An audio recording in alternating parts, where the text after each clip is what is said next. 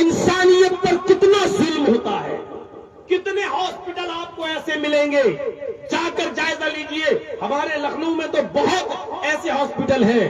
ایک آدمی بیچارہ غریب ہے, اپنی ماں کا, باپ کا یا بیٹے کا علاج کرا رہا ہے, اور لاسٹ میں جب بچنے کا کوئی چانس نہیں رہا تو ڈاکٹر نے کہہ دیا وینٹیلیٹر پہ رکھنا پڑے گا. وینٹیلیٹر پہ رکھا گیا, دوسرے دن اس کا انتقال ہو گیا, لیکن پھر بھی ڈاکٹر اس کو وینٹیلیٹر پہ رکھے ہیں. ڈاکٹر جانتے ہیں کہ یہ مر گیا, لیکن دوسرے دن بھی وینٹیلیٹر, تیسرے دن بھی وینٹیلیٹر, 4 دن اور 5 دن تک اس کی باڈی کو وینٹیلیٹر پر رکھے رہتے ہیں, اور ہر دن کا 50,000 روپے کے حساب سے 5 دن کا 2.5 لاکھ روپے کا بل اس غریب انسان کو پکڑا دیتے ہیں. جانتے ہیں کہ یہ مر چکا ہے پہلے, پھر بھی چونکہ وینٹیلیٹر پر چونکہ ہوا آتی رہتی ہے اس لیے وہ ایسے ایسے کرتا رہتا ہے.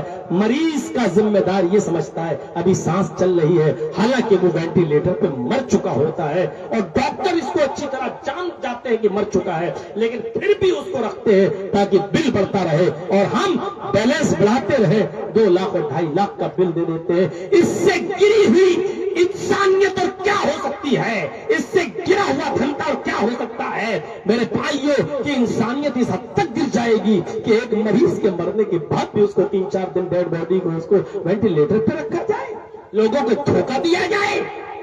اسی لیے اسلام نے ایسے دھوکہ دینے والوں کے سلسلے میں کہا من غش فلیس منا. اللہ کے نبی فرماتے ہیں جس نے دھوکہ دیا وہ ہم میں سے نہیں. ہم میں سے نہیں کا مطلب سمجھتے ہو, مسلمان نہیں. دھوکہ دینے والا ہم میں سے نہیں, یعنی مسلمان نہیں. یہ کیا ہے؟ جرجیت صاحب کی موبائل کی دکان ہے, ریپیئر کرتے ہیں. اچھا ہے, ٹھیک ہے. ایک کسٹمر آیا بیچارہ, مولانا جرجیت صاحب دیکھیے موبائل, ہاں ٹھیک ہے, اس میں یہ کمی ہے, ہاں یہ پارٹس بدلا جائے گا, ہاں 1500 روپے کا خرچہ آئے گا, ٹھیک ہے. پارٹس تو اوریجنل ڈالیں گے نا, ہاں اوریجنل ڈالیں گے, ٹھیک ہے. اب آپ اندر تو کوئی گھس کے نہیں نہ دیکھ رہا ہے, آپ نے اس میں 200 روپے والا پارٹس ڈال دیا ہے جو اوریجنل نہیں ہے, اور آپ جانتے ہیں کہ یہ چلے گا, اور آپ نے اوریجنل کہہ کر اس کو آپ نے 200 روپے کا ڈپلیکیٹ آپ نے اس کے اندر پارٹ ڈال دیا, اور جب کسٹمر لینے آیا آپ نے اس کو دے کے 1500 روپے لے لیے. یہ بھی دھوکہ ہے کسٹمر کے ساتھ, اور آپ بھی اسی زمرے میں شامل ہے کہ من غش فلیس منا, جس نے دھوکہ دیا وہ ہم میں سے نہیں. اسی طریقے سے جرجیت صاحب قابل ہیں, ہوشیار ہیں, سرکاری ویکینسی نکلی ہوئی ہے, اور میرے نمبر کے مطابق مجھے حق ہے کہ میرا نمبر آ جائے گا. مجھے نمبر کے مطابق ہم کو ملنی چاہیے نوکری, لیکن دوسرے آدمی نے 25 لاکھ روپے کی رشوت دے کر جرجیت صاحب کا نام کٹا کر وہاں نوکری پا لی. جس نے رشوت دے کر نوکری پائی وہ, اور جس نے رشوت لے کر حقدار کا حق مار کر کسی غیر حق کو نوکری دے دی اور سرکاری سروس دے دی, میرے پیارے ساتھیوں یہ بھی انسانیت پر ظلم ہے, حقدار کا حق مارنا ہے. اس لیے اللہ کے رسول نے فرمایا راشی والمرتشی کلاہما فی النار, رشوت لینے والا بھی اور رشوت دینے والا دونوں جہنم کے اندر جائیں گے, کیونکہ دونوں نے انسانیت پر ظلم کیا. یہاں ہندو مسلمان کی قید نہیں ہے. اگر کسی ہندو کا بھی نمبر آ رہا ہے, قابل ہے, تو آپ اس کو نوکری دیجیے, اس کا حق ہے. آپ کسی کا حق نہیں مار سکتے. آپ کو نوکری اس لیے مل جائے کہ آپ مسلمان ہیں, نہیں, آپ کو قابلیت کی بنیاد پر نوکری حاصل کرنا چاہیے, اور دوسرے آدمی کو قابلیت کی بنیاد پر ہی نوکری دینی چاہیے, چاہے وہ کسی مذہب سے ریلیٹڈ ہو, چاہے وہ کسی مسلک کا ہو, چاہے وہ کسی بھی مکتب فکر کا ہو. انسانیت یہ کہتی ہے. جرجیت صاحب روزے سے ہیں, مثال روزے سے ہیں, اور میرے پڑوس میں رہنے والا ایک چھوٹا سا بچہ غیر مسلم کا, ہندو کا ہے, اس کو آپریشن کی ضرورت ہے امیڈیٹلی. اس کے پورے گھر کا بلڈ گروپ اس سے نہیں مل رہا ہے. ڈاکٹر نے کہا ہے کہ فوراً امیڈیٹلی اسی گروپ کا خون چاہیے, ایک بوٹل. اگر 1 گھنٹے کے اندر اندر 1 بوٹل بلڈ نہیں ملتا ہے تو یہ بچہ مر جائے گا. پتا چلا کہ جرجیت صاحب کا بلڈ گروپ اس بچے کے بلڈ گروپ سے مل رہا ہے, اور جرجیت صاحب 200 ml 250 ml بلڈ دے کر اس کی جان بچا سکتے ہیں، تو اب جرجیز صاحب کے لیے ضروری ہو جاتا ہے اگر ایک بوتل بلڈ دینے سے ان کی صحت اور ان کی تندرستی پر کوئی فرق نہیں پڑتا، ان کی جان کو خطرہ نہیں پڑتا، تو وہ اپنا بلڈ نکلوا کر اس غیر مسلم بچے کو دے۔ انسانیت دیکھیے، اس غیر مسلم بچے کو دے۔ اب تھوڑا سا بلڈ، جیسے ملیریا کا ٹیسٹ کرانا ہے یا ڈینگو ٹیسٹ کرانا ہے تو 1 ml 2 ml 5 ml بلڈ نکلوانا روزے کی حالت میں جائز ہے، اتنا نکلوا سکتے ہیں آپ ٹیسٹ کے لیے۔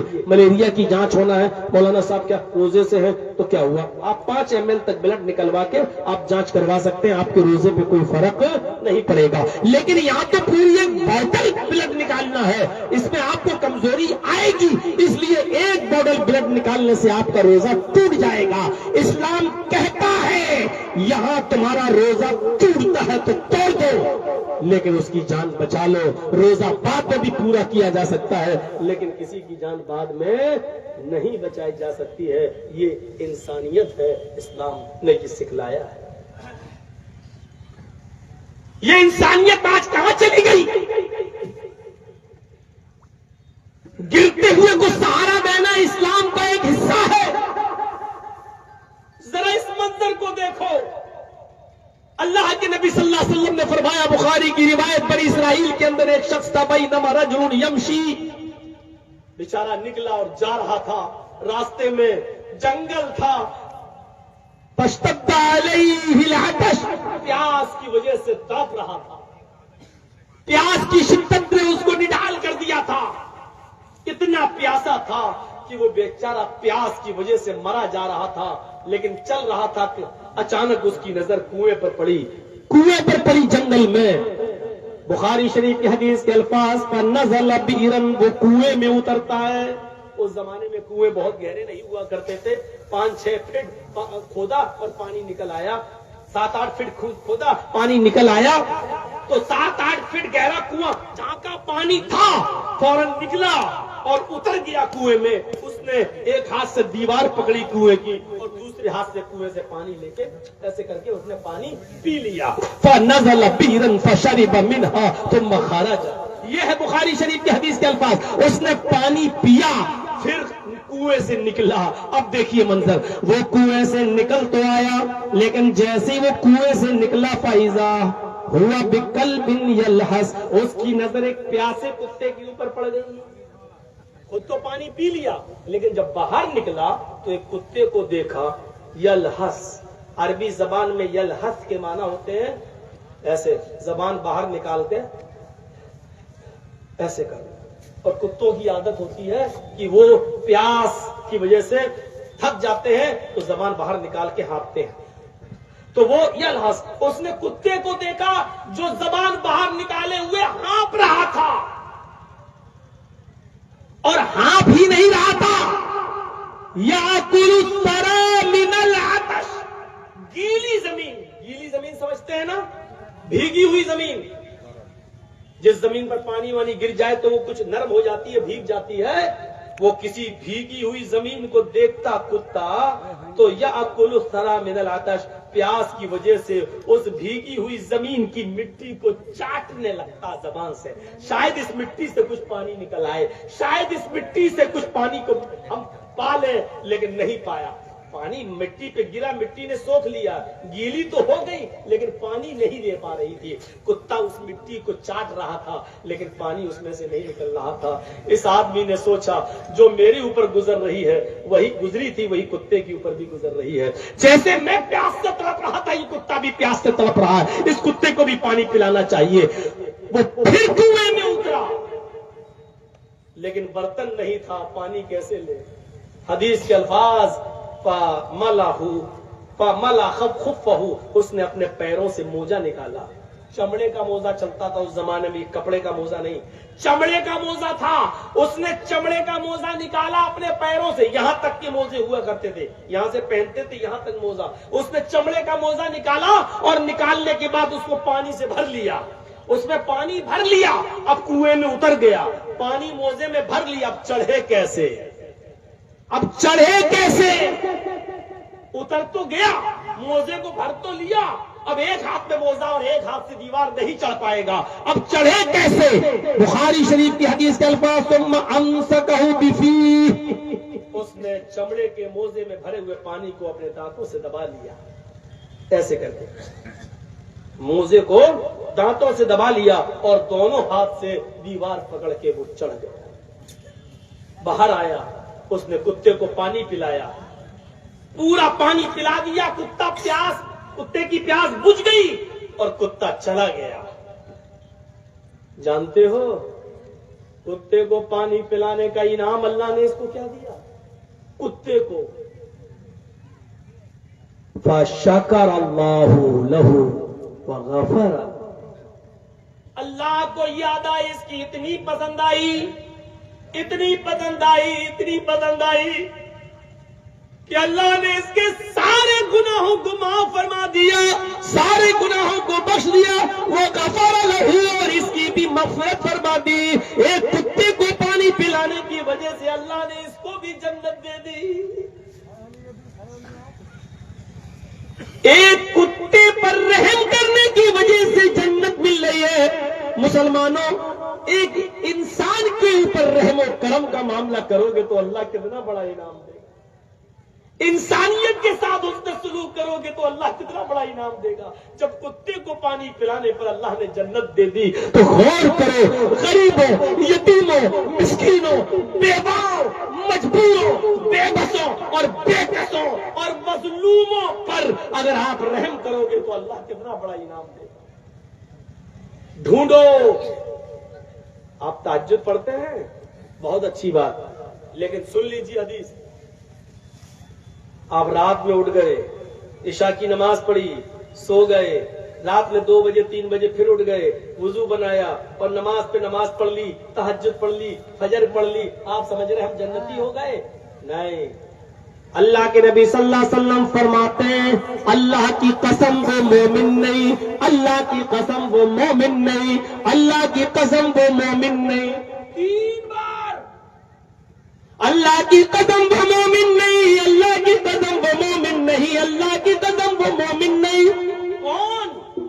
فرمایا جو آرام سے سو جائے، پیٹ بھر کے کھانا کھا لے اور پیٹ بھر کے کھانا کھا کر آرام سے سو جائے اور اس کا پڑوسی بھوکا بستر پہ سوئے. اس کا پڑوسی بھوکے بستر پہ سو جاتا ہے تو اللہ کی قسم یہ مومن نہیں. لو، عشاء کی نماز پڑھ کے سو جاؤ، تہجد پڑھ کے سو جاؤ، لیکن اگر آپ کا پڑوسی بھوکا سو رہا ہے تو پھر آپ مومن نہیں. اس کا مطلب سمجھتے ہو؟ پڑوسی کے گھر میں کیا پکا ہے کیا نہیں وہ نہیں بتا رہا ہے. یہ آپ کی ذمہ داری ہے کہ آپ پتہ کریں پڑوسی نے کھانا کھایا یا نہیں. آپ پڑوسی کے گھر میں نہیں جاتے، آپ کی بیوی تو جاتی ہے، چپکے سے اس کو بھیج کے معلوم کرواؤ کہ اس کے گھر میں کیا پکا. اگر وہ بھی نہیں جاتی تو پڑوسی میں بیٹے بیٹیاں تو جاتی رہتی ہیں، ان کے بیٹے ہمارے گھر میں، ہمارے بیٹے ان کے، میری بیٹیاں ان کے گھر میں، ان کی بیٹیاں ہمارے گھر، ہماری بہنیں ان کے گھر میں، ان کی بہنیں ہمارے گھر میں. آپ پتہ لگائیے ان کو بھیج کر چپکے سے کہ ان کے گھر میں کچھ بنا ہے یا نہیں بنا ہے. اگر نہیں بنا ہے تو اپنے گھر میں کھانے میں چاہے شوربہ زیادہ بڑھا دو، چاہے پانی زیادہ بڑھا دو، لیکن اتنا شوربہ بڑھاؤ کہ آپ کے ساتھ ساتھ آپ کا پڑوسی بھی کھا لے. فرمایا کہ اگر تم نے نمازیں پڑھ لی، تہجد پڑھ لیے، آپ نے عبادتیں کر لی اور کھانا کھایا اور سو گئے اور آپ کا پڑوسی بھوکا، واللہ لا یؤمن، واللہ لا یؤمن، واللہ لا یؤمن. اللہ کی قسم وہ مومن نہیں، اللہ کی قسم وہ مومن نہیں، اللہ کی قسم وہ مومن نہیں. یہ ہے اسلام. تو یہ بتاتا ہے انسانیت، اور ایک طرف انسانیت کے اوپر ہونے والے ظلم و ستم کی داستانیں سنو گے تو روح کانپ جائے گی. کس طریقے سے ایک ظالم اور جابر ملک اسرائیل کس طریقے سے دہشت برپا کر کے فلسطین کے معصوم بچوں تک کو نہیں چھوڑتا ہے، وہاں کی عورتوں کا قتل عام کرتا ہے، وہاں کے مردوں کو مارتا ہے. عورتیں یا تو قتل ہو رہی ہیں یا بیوہ ہو، اور جو بچ رہی ہیں وہ بیوہ ہو رہی ہیں.